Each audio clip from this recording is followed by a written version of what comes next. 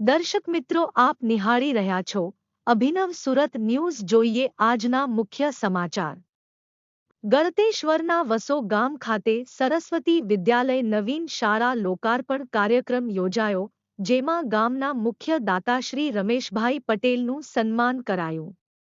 શિક્ષણ મંત્રી શ્રી કુબેરભાઈ ડિંડોરે વસો ગામના રમતગમત, કલા, શિક્ષણ અને આર્મી ક્ષેત્રે ઉત્કૃષ્ટ કામગીરી કરનાર સહિત શિક્ષણ કાર્ય માટે ₹4 કરોડનું દાન આપનાર વતનપ્રેમી શ્રી રમેશભાઈ પટેલનું સન્માન કર્યું.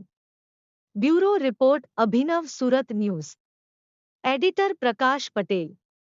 રિપોર્ટર જીગ્નેશ પ્રજાપતિ અને ભાવિન તમાકુવાલા, સુરત.